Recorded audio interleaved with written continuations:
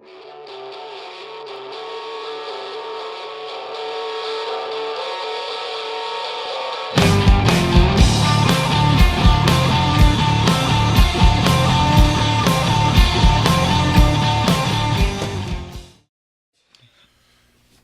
in 3, 2, 1, welcome, ladies and gentlemen, to episode 76 of the Prehistoric podcast. As always, I'm one of your hosts, Francois Nation.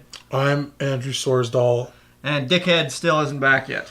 Nope. I think this might be the last one without him. We're not sure. Probably, I think, because, he's going to be here for... So, this week, what day is today? September 25th. 25th.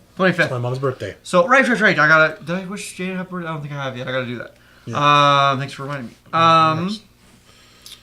So, Oktoberfest is coming up this Saturday. Pretty excited. I'm excited. Even if no one fucking shows up, I'm going to enjoy the show, honestly. Yeah. It's a great lineup. I don't... There's no way nobody will show up. It's the 5th year of the event. So, there's some people who are going to come just on, Yeah, there's the built-in audience of people at the brewery who have to know about it. Yeah. We didn't do radio ads this year, which I think might maybe hurt us a little bit, but, I don't want to shell out money for radio ads. Yeah, that's the thing is we're trying to minimize costs as much as possible. We'll see. If again, I feel like also if we had started earlier with planning, we would be in a better position now.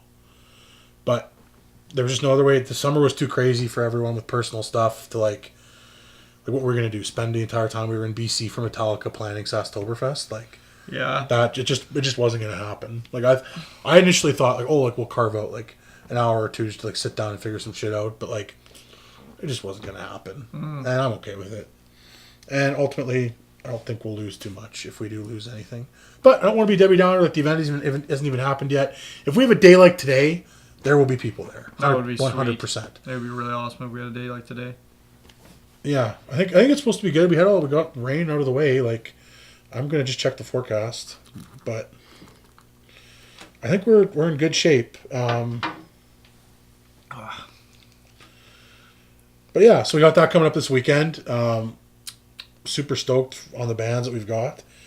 Most of them we haven't worked with yet, which is also really cool. We haven't really we've filmed Johnny Don't because so this we is know our them. We know them. Our lineup is Johnny Don't is headlining.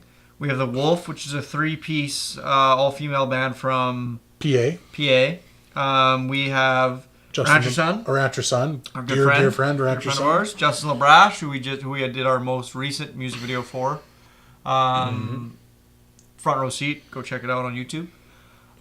We have the local group, who I know nothing about. It's one of the members of In With The Old, which is this awesome bluegrass old-timey band. Oh yeah. And this member of In With The Old has another group that does bluegrass and just old style tunes, but they're really great. They're really great. I've heard them. They're fucking tough to find on Google. They are tough to find on Google. They're type in the local group and I'm pretty sure they're very new. Yeah, it's a very new side project of this guy who's in with the old. And with In With The Old, I really wanted to get them. They are fucking incredible. They're the type of band who should play at the church or something, at the concert in the middle of nowhere. Just incredibly musically talented. The lead, it's this Ellen, I can't remember her last name. It starts with an F. I can't remember how to pronounce it. But she also does her own solo thing that's really successful. So I'm not sure what's happening with that group. If they're still doing stuff, but I think because the one person who is very successful with her solo thing, I don't know how focused she is on that. But they played at the Cap that one night when we went for Ava's thing. That duvet. Oh, okay. The three of them that got up there and they had the beautiful harmonies and there was the one mic with a guitar, a banjo, and a stand-up bass. Okay, yeah, that's vaguely familiar. That's ringing a bell, yeah. So that's the local group, or that's In With The Old. That's In With The Old. And the guy on the stand-up bass in In With The Old is in this other. It is in the local group. Okay. And then we have Scaravan, 1969. Scaravan. They're a ska band. 69. One of our good buddies, Graham from Johnny Don't. Yeah.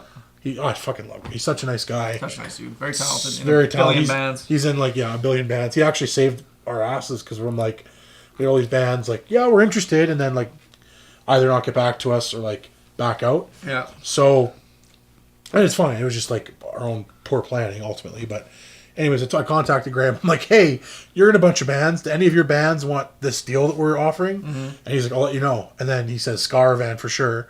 Or Johnny Don't for sure. And then he's like, hey, my other band wants to be in it when we needed one more. I'm like, what a coincidence. We don't have a headliner. So does Johnny Don't want a headline? And Scaravan can take Johnny Don't spot? And he's like, that's fucking sweet. Sure.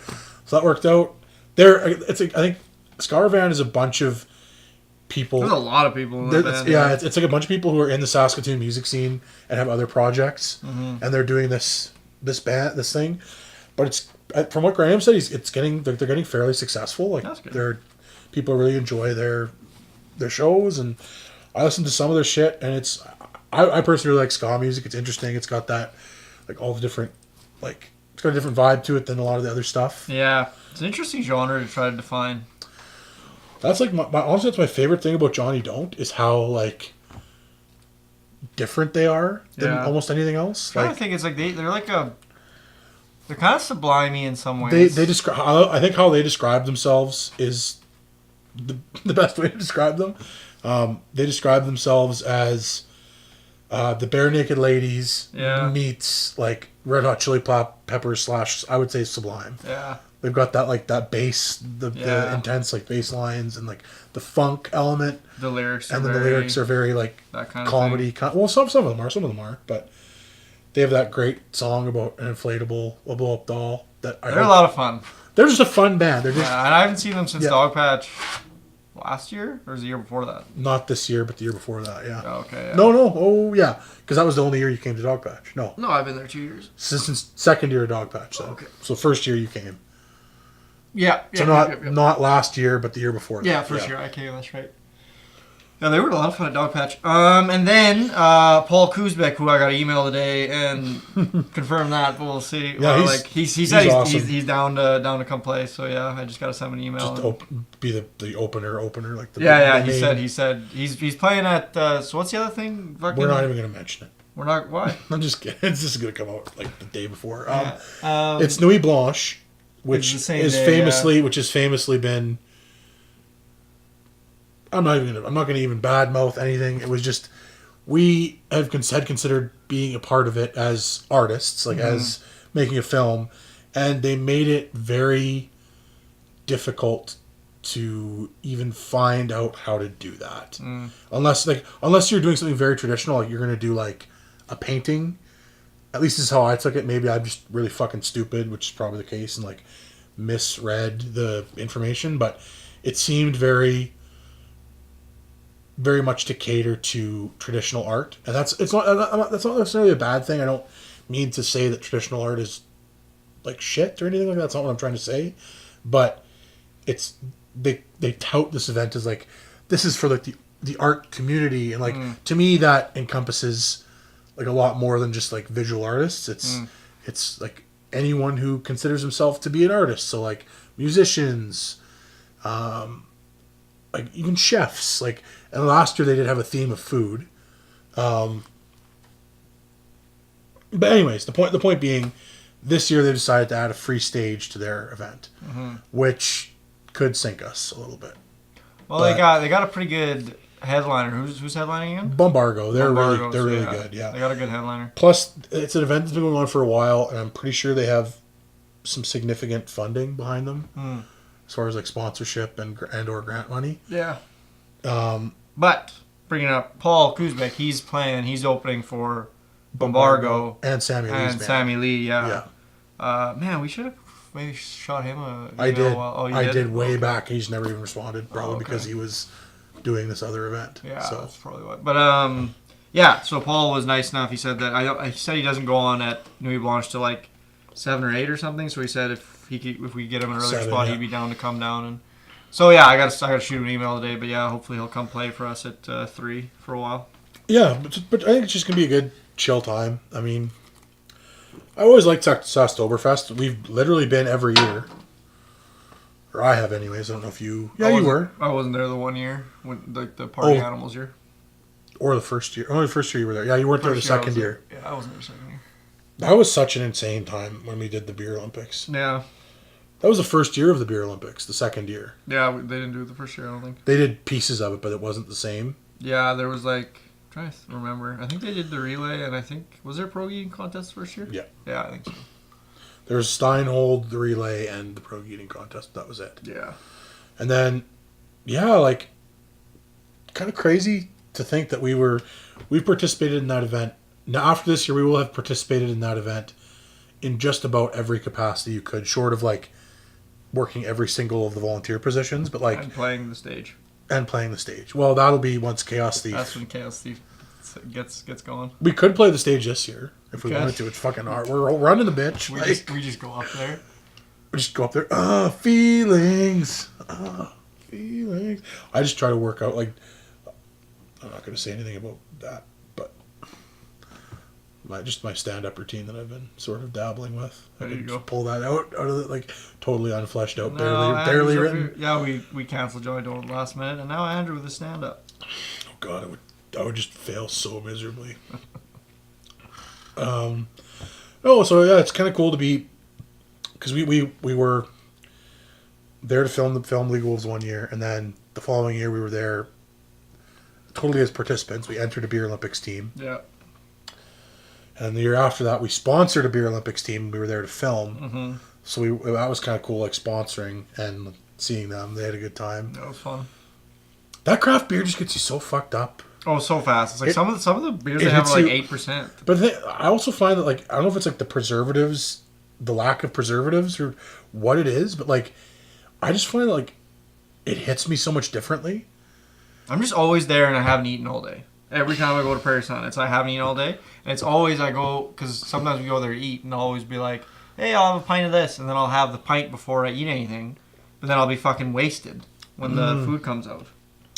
See, I've been there a couple times not. And even when I've been there and I've had something to eat, it still just hits me. Like, it hits me so much differently. And I'm not sure why exactly that is. It was just like a mental thing. Or if it's like there's actually something different about the beer. So it is digested differently or what, I don't fucking know, but it is a higher percentage. Like they're all like 6 to 8%. I think they've had one that was like 10% one time. Well, Harvest Moonkin's like 8%, yeah. 8 or 10. That shit is like fucking pumpkin moonshine. And Toffee 5, I think, as well, is also. Like well, that's a porter. Like porters are usually pretty strong. Yeah. Anyways, it's gonna be good. It's gonna be a good day of craft beer and good music, and it'll be fun. Come on down. Come on down if this, yeah. Yeah, you won't see this probably before that, but come on down. Have a time. We just saw Kingsman on the weekend. We did. I loved it. Kingsman, the Golden Circle. I thought it was incredible. I really enjoyed it. Really good sequel to the first one anyways. Yeah, I'm trying to think, like, it was a little bit more campy than I would have maybe liked, but I think that if there was a direction for them to go, it was definitely to the more ridiculous kind of campy side than it would be to try to get like more serious. Mm-hmm. But yeah, the humor was good. The acting was good too. Like it didn't like stand out, I guess, all that much, but didn't pack the same punch as the first one, maybe just because the first one had been done already, so I was kind of expecting whatever, but it was still like I would watch it again. Like I would say, hey, go see it in theaters. Like it was good. Mm-hmm. I don't know. What did you think? I was very underwhelmed. It was like that's a good word for it. Yeah. It didn't surprise me in any way. Like they didn't try anything new, and they didn't like. There were some character deaths that kind of I wasn't expecting. I guess, yeah. But I mean that's not, yeah. I mean that's an easy way to like do something unexpected though. I mean like especially in the age of Game of Thrones where everyone does that now. It was more like there was no sequence in the film. I shouldn't say that. There was one sequence in the film that was like, whoa! I thought it went way farther than I thought it was gonna go, which was that was like probably my favorite scene in the whole movie just by how like crazy it was. But yeah, it was kind of weird. It's like I loved the first Kingsman so much. I guess because it was so new and so fresh and so felt so original. Because that's the thing is like this one still had that same feel from the first. Oh one, yeah, right? it's like it is like a very, like it's not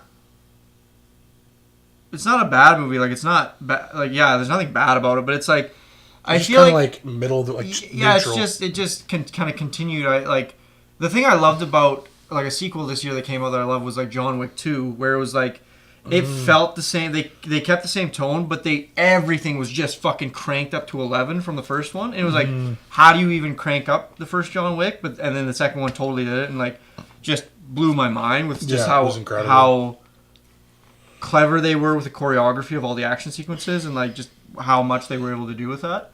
And then this one, it was like I really enjoyed the idea of the statesman, and that's one thing I was kind of disappointed with. They just didn't do anything with the statesman, which was weird. It was like they brought Channing Tatum in. I feel like they're setting that up though. I hope so. Like it'd be cool to see more from them because it's like they brought Channing Tatum in and Jeff Bridges and the other guy. I can't remember what that fucking actor's name is. He plays Agent Pena in Narcos, but and it was like Channing Tatum is down and out like towards the beginning of the movie, and it's like okay, well there goes him.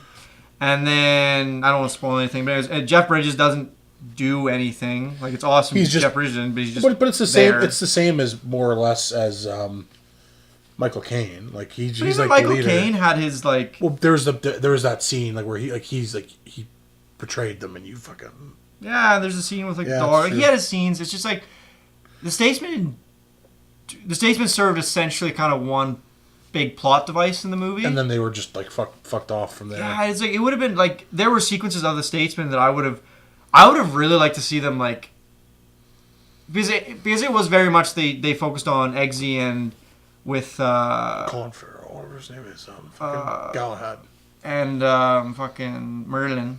They focused on those three guys mostly, and I don't know, and like it like the movie resolved itself very easily. Like that was one thing that really surprised me was like the ending when I was like so convinced. Yeah, I was so convinced at the end. There was like, oh, there's gonna be something up the villain's sleeve at the end, or like there's gonna be another thing, and it was like, nope. Yeah, just kind of wrapped itself up real nice. That's the other thing is like I didn't love the villain.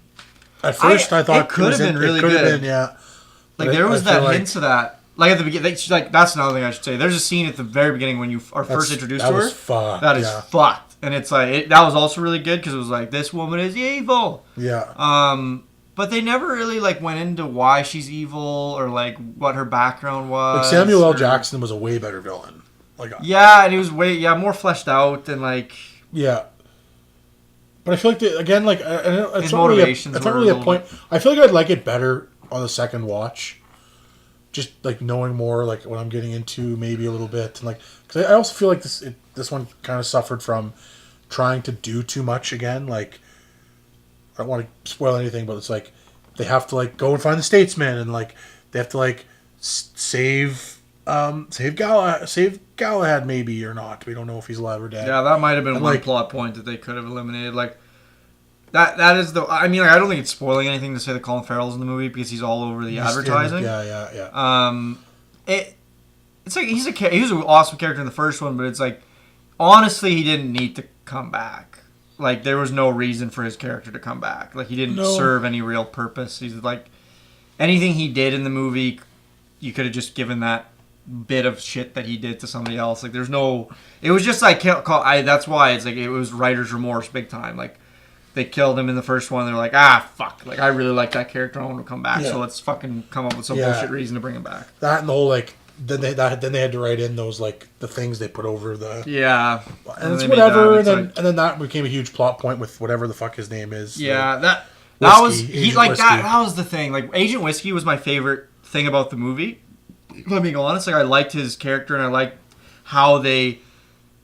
Because that was the one thing I liked about the Statesman is how they were able to differentiate them, but then reflect the Kingsman big time. Was like instead of the fucking umbrella, he's got the lasso, and they use fucking like 6-shooters, and they use just the one guy does. And Channing Tatum's got his fucking like what do you call his fucking gun? Well, no, the crank, the lever action. Yeah, lever action. He's got the lever action rifle, and like, so that stuff was really cool. And I gotta say, there was one scene in that movie that was really amazing to me, and it's when Agent Whiskey he goes out to fight like this group of men. And he's got these 2 6-shooters, and it's just this fucking incredibly choreographed scene where he's just fucking doing all this crazy shit. And I saw that, and I was just like, I now want to see a John Wick style movie set in the Old West with a guy with 6-shooters doing crazy fucking choreography shit. And I'm like, that's what I want to see. And yeah, and then it disappointed me because, like I said, Agent Whiskey was kind of my favorite character because I liked his whole attitude and his draw and like all that stuff. And then they used him big time as just like a plot device to do stuff. And I was like, that sucks. And that was anticlimactic. Yeah, I was like, yeah. Yeah, I mean, overall, I would say like if I was gonna give it like a grade, I'd give it like a middle of the road. Like it wasn't good, it wasn't bad. Like a 4 out of 7. It wasn't bad, definitely. There's nothing bad about it. No, it was like a 4.5 out of 7. Like like a B or a B minus. Yeah, B minus. That'd be a good way to put it. Like totally fine, and like I would definitely say like if you like the first Kingsman, go and see it. Watch it. It's like it is big time more of the same. Like that's And they had a good formula, so it's like the formula they had before was good, and continuing upon that was good. To me, it's just like now they have to do something in the third one that's. Yeah, I need to see something different, which I think I'm not sure. To be fair, I think they're in a nice position writing wise to do something. Yeah, interesting for the third one. Hopefully, the only thing is that hopefully the critical reception and the box office is good enough that the studio wants to do a third one. Yeah. That's the only thing I'm kind of worried about right now because I've been hearing that it's not doing bad, but it's not doing like great. As good as it could, yeah. So like they might want to move on to a new project, but it would be nice if they closed off, like if maybe they did a trilogy and they closed it off with something that was a great ending. Yeah, great, like really elevated it because that's one thing I'll say about this movie. Like it didn't elevate at all. I also felt a little bit like they were trying really hard to see how many stars they could get in there. Yeah, they did have quite a few big names. Like, yeah. It just felt like forced. Like I liked the whole Elton John thing. I thought it was really funny, but it was a little bit much. It was just too much. Except for when he starts fighting people, and I was like, "All right, now you're taking the absurdity level to." Like I don't believe that Elton John knows karate and can fight people. Well, technically he did just kick the one guy. Well, he kicked 2 guys. Well, he kicked the one guy and then he did a jump kick. Yeah, that was like. I believe the first one kind of, and then the second one where he does like this crazy like slow mo leaping jump kick. I'm like, no. Had he had a gun? Yeah, and then it was like very overt. The best slow part, down and then he like winks at the camera. It was like the best part was by far when like the Robo Dog is coming after Galahad, and it's like the music's playing, and then you see Elton John's face pop up in front of the fucking dog, and it's like friend. That was good. Like that was a great use of that. That line in the movie that Julianne Moore made no fucking sense. She's like, "That's why I use robots because you can't trust people," and I'm like, "But why can't you just have real dogs? Like what's like the real dogs aren't people? Like why do you need robot dogs? You could just have like 2 Rottweilers and they do the same." Yeah, that's the thing. Like her character had some issues. Like I use robots instead of people, but it's like, but you still mostly employ people. Like you only use robots to tattoo people and robo dogs. Like nothing else that she did. She's like drones, I guess. She's kind of a poor's man Miss Umbridge from Harry Potter 5, where it's like this woman who on the outwards appears very put together and kind and sweet and all this stuff, but is actually this fucking malevolent bitch. Do you know Stephen King actually said that Miss Umbridge was like the most terrifying villain? She's fucking awful. I mean, I love it. Like, there's so many memes that people are always like, everybody, like, they're like, Voldemort, like, picture of Voldemort, but, like, we all know who the true villain of the Harry Potter franchise was, and it's Miss Dolores Umbridge. And it's true. She, hands down, is fucking the most loathsome human being. I don't think I watched the last Harry Potters.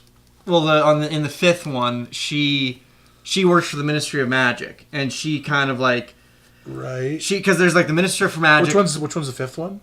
Yeah, Order of the Phoenix.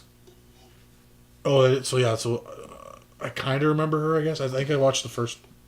But anyways, in that it's like there's the Minister of Magic, and he's kind of a dick because because everybody's like Voldemort's back, but he's the one who's like he's not fucking back because he doesn't want to be known as the minister who was there when Voldemort came back.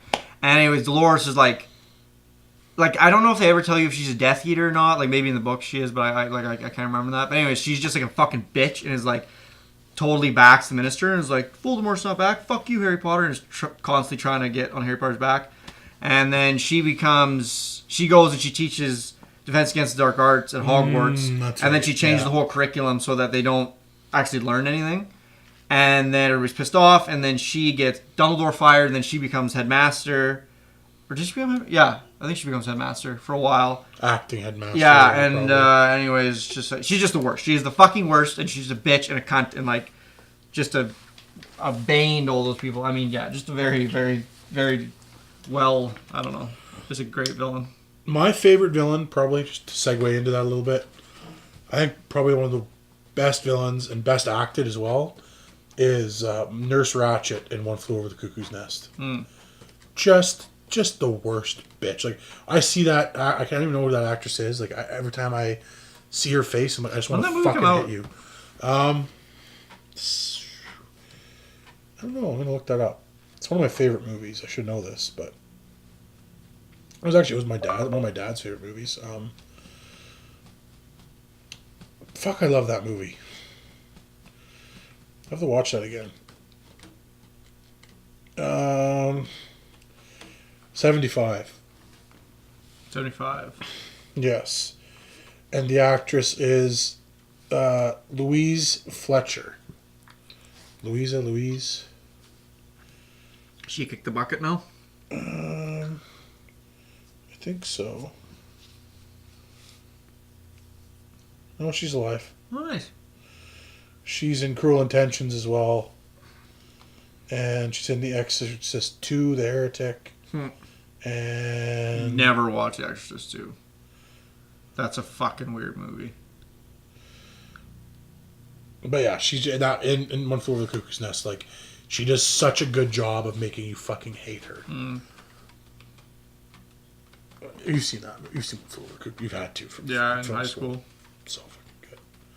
Such a good story. Yeah, we had to read the book, I think, in high school, too. I would love to actually... that's a book I haven't read that I would love to read, actually, just to see how it compares. It's not long, I think. It's pretty you probably get ripped through it in a week pretty easily. Who do you think who's your favorite villain? I was just trying to think about that. Because that's the thing, is like, to me, like what makes a really good villain or a memorable villain? Because I mean, there's like the obvious villains that are evil for evil's sake. Like you have your Saurons and you have your Voldemorts and like that kind of shit. But to me, like Sauron isn't like a super compelling villain. No, that not at all. It's just the movies are very an obvious easy source of evil, yeah, to watch, and they're very like, we cheer for these guys because those guys are evil, and like that's why it's that effective way. Villain. But It's like not, but it like very simple. But as far as like somebody who you really are like, ooh, I'm interested in that villain. Like I wouldn't say that they're very like Darth Vader's a great villain. Like he's a very sympathetic villain, and like complex. He's one that like they keep adding more to his backstory as they go on. So that's like a really, really good villain. Kylo Ren, I think, is a great villain in the new Star Wars movie. I gotta think about that. I can't really think about villains right now. Oh, excuse me. Scar, in The Lion King, is a good villain. Hamlet, basically. Disenfranchised brother. There's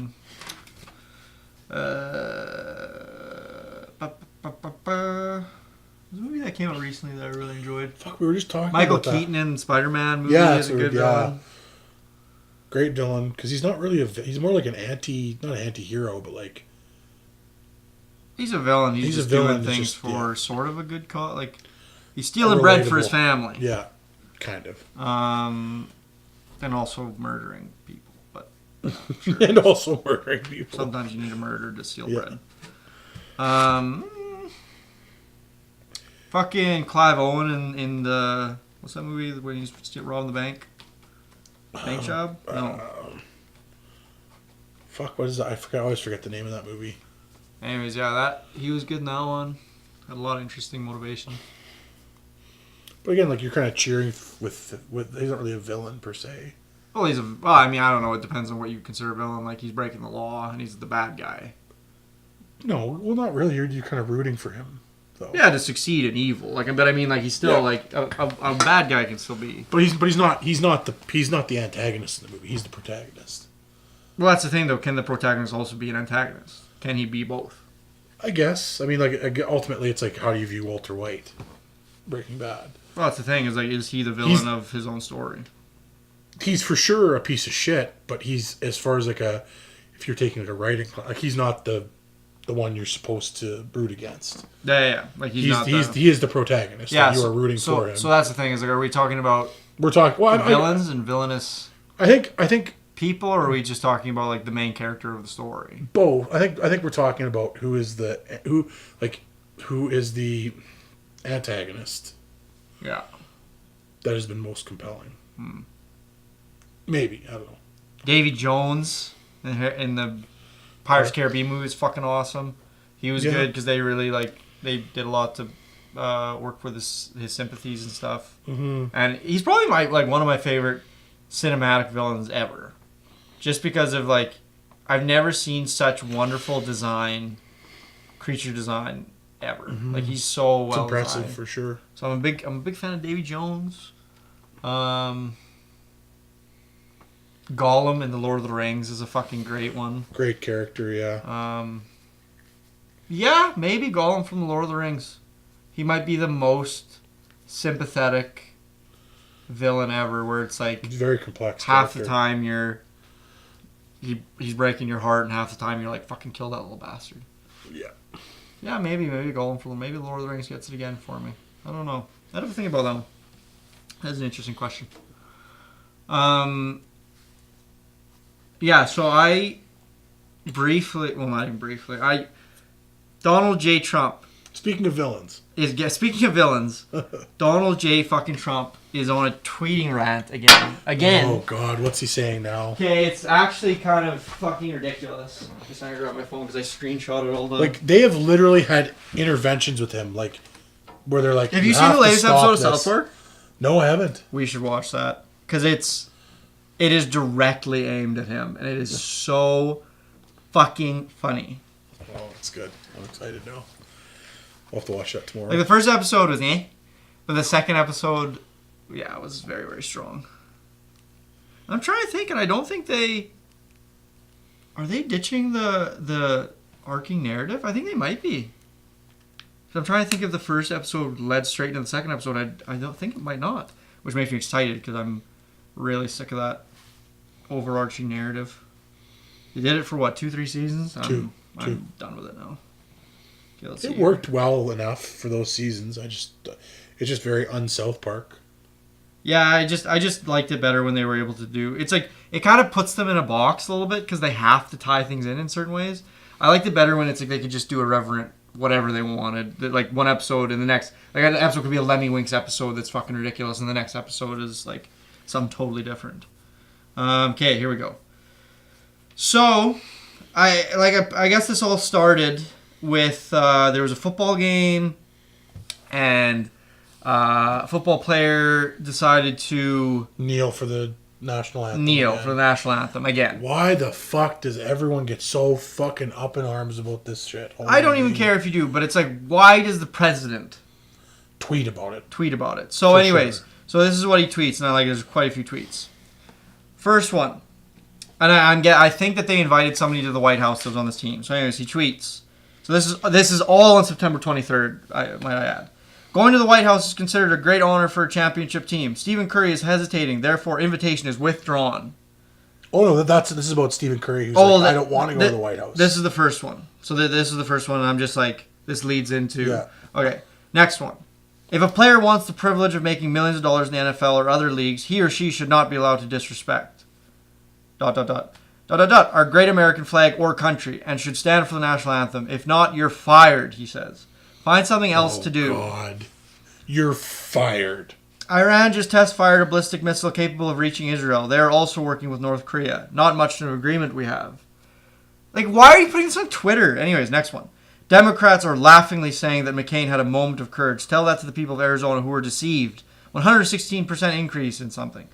Next tweet. Roger Goodall of NFL just put out a statement trying to justify the total disrespect certain players show to our country. Tell them to stand. Just heard Foreign Minister of North Korea speak at UN. If he echoes thoughts of Little Rocket Man, they won't be around much longer. Little Rocket Man is how he's referring to Kim Jong-un. I saw this great, just before you continue, this great, like, editorial image where it's like Trump and with their tiny little dicks out, and they've got the measuring tapes. Oh, fuck, so good. If NFL fans refuse to go to games until players stop disrespecting our flag and country, you will see change take place fast. Fire or suspend. This is September 23rd, 24th when he's making all these tweets. Such a mismatch. NFL attendance and ratings are way down. Boring games, yes, but many stay away because they love our country. League should back U.S. Oh my God. Great solidarity for our national anthem and for our country. Standing with locked arms is good. Kneeling is not acceptable. Bad ratings. Pleased to inform that the champion Pittsburgh Penguins of the NHL will be joining me at the White House for ceremony. Great team. Courageous patriots have fought and died for our great American flag. We must honor and respect it. Make America great again. Alaska, Arizona, Maine, and Kentucky are big winners in the healthcare proposal. That's not about healthcare. Sports fans should never condone players that do not stand proud for their national anthem or their country. NFL should change policy. So proud of NASCAR and its supporters and fans. They won't put up with disrespecting our country or our flag. They say it loud and clear. Many people booed the players who kneeled yesterday, which was a small percentage of total. These are fans who demand respect for our flag. The issue of kneeling has nothing to do with race. It is about respect for our country, flag, and national anthem. NFL must respect this. The White House never looked more beautiful than it did returning last night. Oh, okay, he's talking about the White House. And then just his last one says, #stand for our anthem. So this was all 23rd, 24th, 26th. What shocks me 25th. The most about this is, like, for sure, like, A, that he's tweeting about this issue. But B, it's like, they should stand for a national anthem. Iran's going to launch missiles at Israel. Stand for the anthem. North Korea, like, back and forth. It's like serious, like this, like the political, like the serious issues tweets is like, that's at least more of what you should expect from the presidential Twitter. It's like, at least, at least it's like in the realm of, like, this is information that we should be hearing from the president versus, like, I mean, like, say anything you want about Kim Jong-un, that he's like, he's a genocidal maniac or whatever. Little Rocket Man, like, yeah, that's also fucked. That's like, what are you doing? Are you 4 years old in the schoolyard? Like, God damn it, that's nuclear war that you're spurring on here. So anyways, this guy, I was reading the comments, and this guy wrote this big thing that I'm like, wow, I basically totally agree with this. I think there's one or two little things that I'm not totally up, but he wrote this big response, and I'm like, that is right. Anyways, this is what the guy said. So this is in the comments of this Facebook post. These Facebook, or tweets maybe, I can't remember. But anyways, so he says, for anyone who's keeping track, the president thinks we have to be very delicate about white supremacists, assume they have the best of intentions, and praise the good on both sides. But a man who kneels silently in commemoration of African American deaths at the hands of police officers gets cussed out in a public speech. White people who prayed with the flags of the Confederacy and the Third Reich, so this did happen very recently, two regimes which fought wars against the United States and murdered Americans, are treated lightly, but a black person who takes a knee instead of standing to salute the American flag is called names and ought to be fired. And the crowd gave him a raucous ovation. That's what concerns me the most. I don't think there's any question that the president is a bigot. He's always been a bigot. Few have bothered to deny that. What shocks me, though, is just how many people get excited at his racism. Listen to the ovation they gave him for that idiotic remark. Watch him walk around the stage and bask in it. This is the country we live in. The president went on to say that quietly kneeling during the Star-Spangled Banner is a total disrespect of our heritage, a total disrespect of everything we stand for. But marching around Charlottesville carrying the flags of two of our most famous enemies is too nuanced for him to condemn without hemming and hawing and claiming there were fine people on both sides. According to the president, a harmless act of peaceful protest by a black man is disrespect for everything the United States stands for, but white men chanting blood and soil, a chant composed by Nazis who murdered American soldiers and tortured them in prison camps, is too nuanced for him to express a clear opinion about in a timely manner. And he received a round of applause. This is the history our children and grandchildren are going to read about someday, and they will ask us what stand we took. Let me go on the record as condemning the president and everyone who cheered him on. So I read that, and I'm just like, I immediately got flashbacks to when that Charlottesville, right? That's where that happened? Mm. Charlottesville, and it's like, he's 100% right. When that happened, President Trump came out, didn't condemn anything, said, oh, well, not everybody who was there was a white supremacist. That's what he said. Well, he said there was, like, there was violence on both sides. Yeah. And it's like, again, the thing that the thing that I've heard about that is like, it's not that he was wrong. No. It's that is not the time to say that. No, it's what you should be saying is, it's fucked up that there are Nazis again. Yeah. Like, that's the point that you should be hammering home. Well, yeah, it's such a... Well, there were shitty people on both sides. It's like, yeah, of course there were. Like, it's such a weird thing, because it's like, once again, because I mean, like, everybody does it. I've done it before. It's like, you make excuses sometimes in the wrong situations. It's like sometimes you'll condemn all day long, and then all of a sudden you get defensive about certain things, and it's like, because sometimes you're just not thinking about it, and it's like, why am I being defensive about this all of a sudden? Why all of a sudden am I whatever? And it happens too often. And I mean, like, for me and you and people who have no, like, we're fucking nobodies. It's like that, we can make those mistakes, and it's like, it's not going to hurt anything. We're not making some huge political statement where it's like hundreds of millions of people are watching. Like, well, that's the thing, is it's just the president actually has fucking power. Like, you just can't.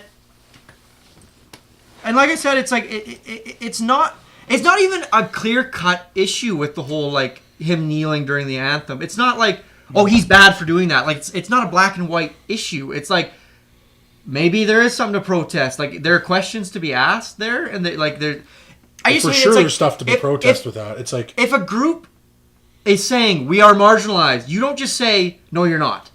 Like, you don't say that. If somebody complains and says I'm feeling shitty, you don't say no, you're not. You're fine. Like, you don't say that. Like, what's wrong? What can we do? Like, what? It's just like, why is the immediate response, you're unpatriotic. Nothing. What are you doing? Because like, I think part of it is Trump is fucking, like, almost 70 years old, and there's, like, the age factor where it's like, this national anthem is, like, the most sacred thing that we have, and it's like, and it's a bit of, like, just ignorance on that part where it's like, this is the most important. Like, that's the thing, is not a standing lot of is people so call, disrespectful. Like, this guy. The one thing that I don't know if I totally agree with is he's like, Trump is a bigot, and I'm like, I don't know if Donald J. Trump is a racist or a bigot or a bad person. I just think he's fucking stupid. Like, I think he's genuinely dense. Like, he just doesn't understand, or like he's just. It's not that he lacks empathy. It's just that he doesn't understand what empathy even is. I think he's so rich and old that he's just so completely out of touch. I would also be inclined to agree. Like, it's just like, because I've seen Donald J. Trump in situations where I'm like, you know what, you're in your element here, buddy. Like, when he's on The Apprentice, it's like... The thing is, like, he's a great self-promoter, and he's really good at, like, look at the election. Like, he knows how to win a popularity contest. He's not, like... Because it's like, he's not a racist in the sense that he's not... We don't know. The thing is, we don't really know, but it's like, if you look at tapes of him or whatever, and old footage, it's like, he does business with lots of black people. He shakes hands with lots of... He's like, he's not... At least he's not outwardly hateful of them. Like, it's like... At least from what I can perceive, it doesn't seem like he hates black people in any way, or like hates other races. It just seems like he's so overtly. Yeah, like, to me, he's so out of touch, and he like he's garnering support from this group who they all think this, and he's garnering group from an astounding amount of people who are racist and who are hateful, and who are bigoted. That's one of the things that I really liked. I thought it was a really good distinction to make. Is like, not all Trump supporters are racists, but all racists are Trump supporters. Yes, but that's like, sorry, but that's just. I think that's pretty accurate. It's like, you're not gonna find a racist dude being like, no, I don't agree. Yeah, Obama. Like, that wouldn't really make sense. Like, it just, you gotta ask questions there, and I'm just, we have a friend group here that's like, once again, not gonna say anything, but it's just like, it's getting dangerous to just be like, fuck yeah, Trump. Like, it's like, I'm sorry, but it's getting to the point where you cannot just align yourself like that. You can't, it's not just funny anymore. It's not just, oh, this fucking dickhead who was on The Apprentice is now the president. It's like, now he's doing things that are like, you're drawing lines in the sand at this point, and it's like, you gotta be they directly impact Canada. You gotta be very careful about who you're putting yourself in bed with, because it's like, it's not, hate Justin Trudeau all you want for his economic stupidity. The man is not fucking going to do things that are going to cause riots and kill black people, and like that's not going to happen with Justin Trudeau. That's not going to happen. He's not going to incite racist fucking deaths. No. So I mean, and like I said, hate him all you want for his economic stupidity, but it's like, it's not comparable. Like, I'm so sick of people comparing that, being like, Canada and the United States both have fucking chuckleheads in office. The two are not fucking comparable in any way, shape, or form. Even just from like looking at the power that the prime minister has versus the power that the president has, like the president has way more power within his own country even than the prime minister does. Yeah, like by a lot. Like there's shit that Trump literally like. I was listening to a podcast the other day. They were talking about how like this drunk tape of Nixon, where he's like drunk and talking about how like he could like kill 6 million people. Like he has the ability to, like finger on the button like of the nukes kind of thing. Like Trump is in office. Like Trump has that power. Trump could be like, yeah, we're nuking North Korea tomorrow. Well, I hope all those funny memes where they have like fake buttons and fake phones for him and stuff. I hope that's true. Yeah. Well, that's the thing is like the thing I find that's really interesting politically about Trump is like he's forcing a lot of questions about the presidency and about the Constitution. That it's just like shit that no one has ever even thought of before that he's doing because like, well, it doesn't say that. Well, yeah, because it's like it was unwritten rules. It's like the president. The tax. I found out recently the tax return thing isn't a legal thing. It's just every other president has done that, and it's a legal thing. It's just every other president has done it, and him being like, yeah, no, I'm not going to do that. Technically not breaking the law. Yeah. It's just like we never thought anyone would have the balls to say no. Yeah, well, it's like most of it's just like. But that's what's scary. It's like with the nuke thing. It's like no other president has ever launched nukes. It's because it's like it's been an unwritten rule. It's like we just don't do that. We don't launch the nukes. But with Trump, it's like maybe I launched the nukes. Fake news. Like, I can't. Like I was talking to you about that episode, the new episode of South Park, and the whole thing is like Tweak is super stressed out about North Korea and like North Korea's nukes and stuff, and it's like I just sympathize. Like, God, it's just we're in such a you can't have this celebrity bullshit drama idiot. You can't have this idiocy in such a powerful position. It's like it's just. Well, I think it's way too dangerous. I feel like this is a big wake up call for America. So I think there's like good that's going to come of this presidency, just in that like. Look what happened after Bush, right? We got Obama. And like him or hate him, I think it's pretty obvious that he was overall a pretty good president. It was a good period of stability. Stability. And that's, I think, I think that's probably one of the most valuable characteristics in a leader that Donald Trump just does not have at all. Well, it's like are we a year in yet? Or over a year now? No, just coming up on a year. It feels like it's been 6 years. It feels like it's been so long.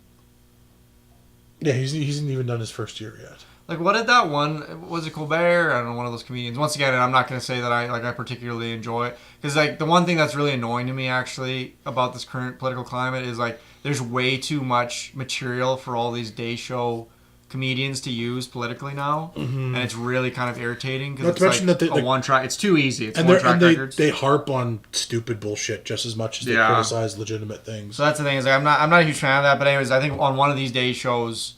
Or maybe it was on SNL or something. Somebody said a really funny... I mean, it was just a comedian. Said something really funny. And they were like, you know how I know Trump is fucking...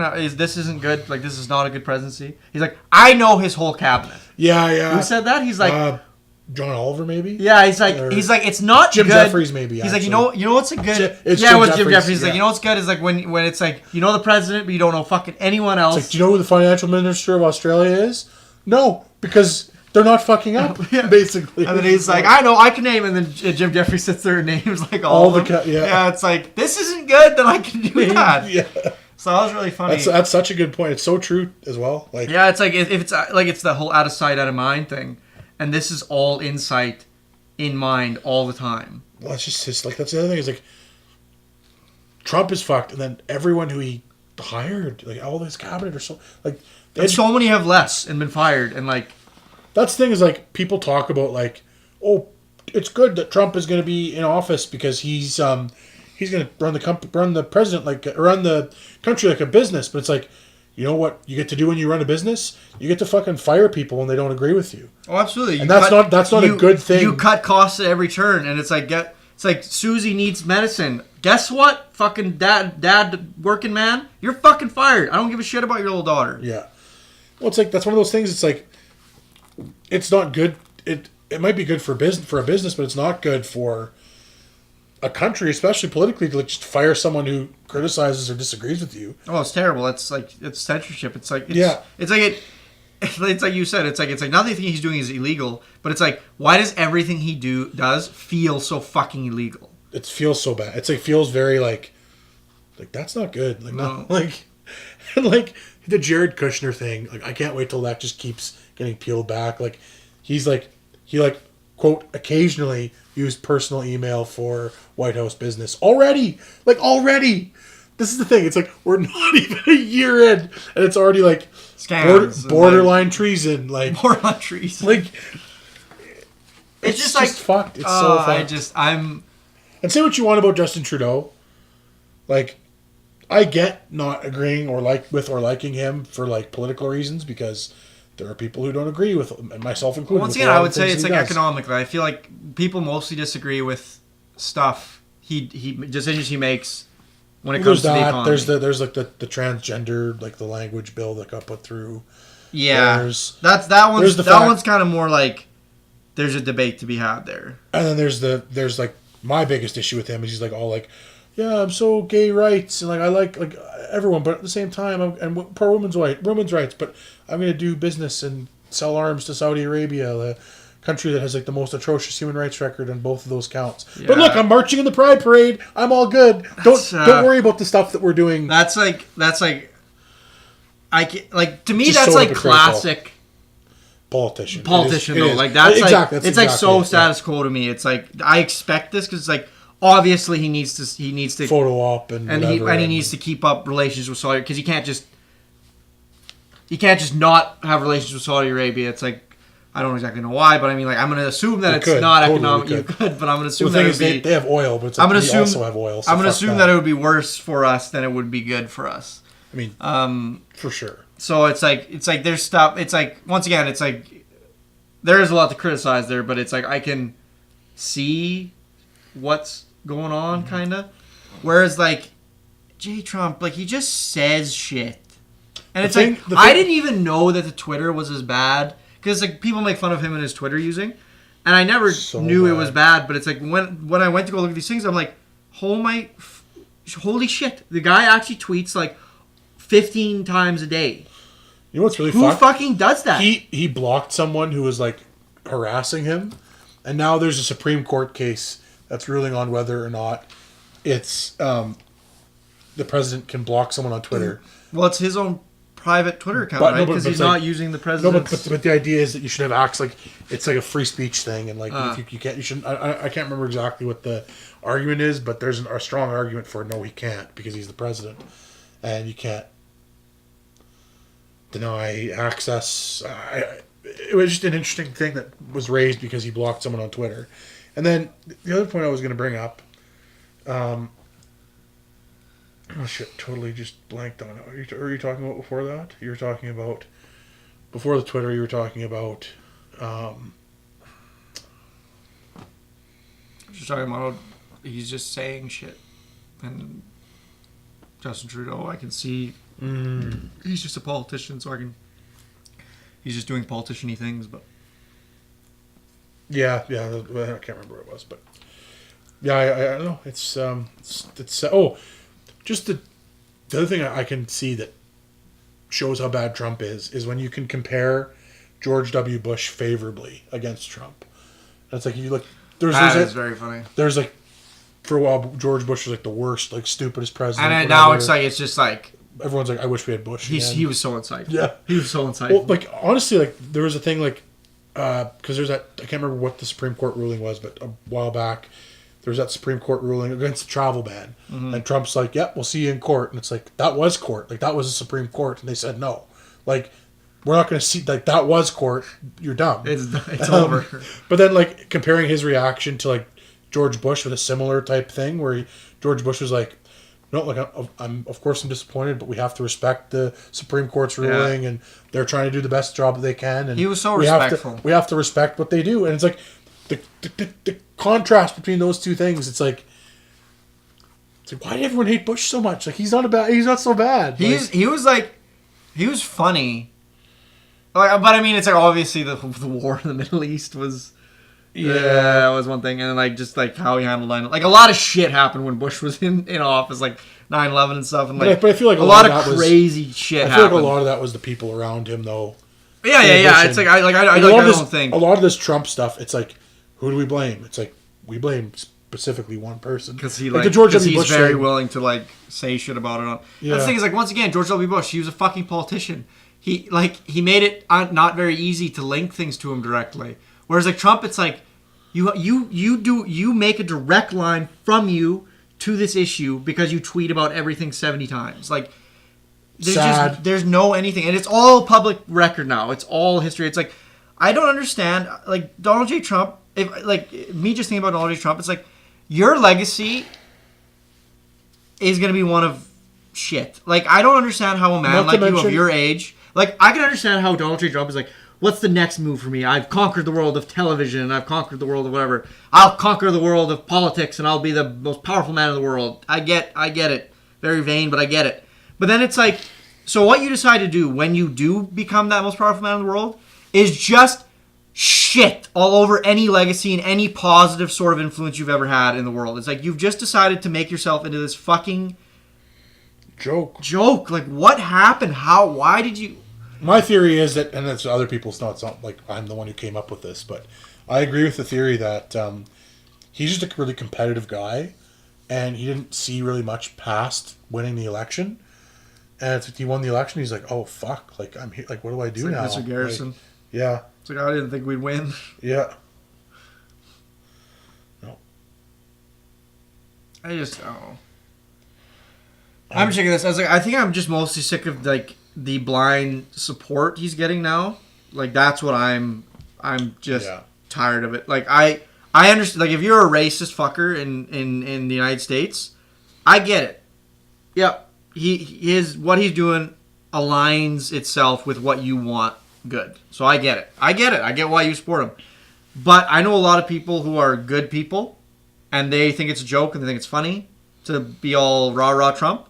And it's like, it's getting to the point where it's not funny anymore. Like, it's like you need to start listening, and you need to start not just dicking around, saying yes to that stuff. Yeah. Like it's not funny. It was maybe like, you were so quirky, funny at first because you're so ridiculous, you're so dumb, but it's like, now it's just not. Yeah, it's getting to the point where it's like, I'm sorry, but if people are talking about impeachment that early on, I mean, we're not even a fucking year in. If people are talking about impeachment that early on, that fervently all the time, like, it's like something isn't right. Yeah. But we digress, and I have to leave. Yes. So we'll pick up his boy. We will see you, hopefully, maybe Brad won't be back, and we'll just be able to keep doing it this way, because... Forever. Oh, just like us that two. Fucking guy. We haven't seen him in months. He could be dead. I don't think the last time I saw Brad. I guess just the other weekend. I saw him in Cambridge. Briefly when I was there last, but... No, he mostly just doesn't like us anymore. Mostly just does his own thing. He's got other things going on. I get it. Everybody's got to move on. Especially Brad. From childish things. From hopes and dreams. Brad's famous quote. Birthdays are for children, or Christmas is for children, and birthdays are for even smaller children. That's your quote. No, it's Brad Pederson said that. Oh. That's Brad's quote. All day. I see. All right, ladies and gentlemen, thanks very much for watching. We'll catch you next time on episode 57? Other way around. Episode 77. Oh, yeah. We're in the 70s, isn't it? Or 76. This is 75? This was 76. The 76. next one's 77. Episode 77. Yeah. All right, catch you on episode 77.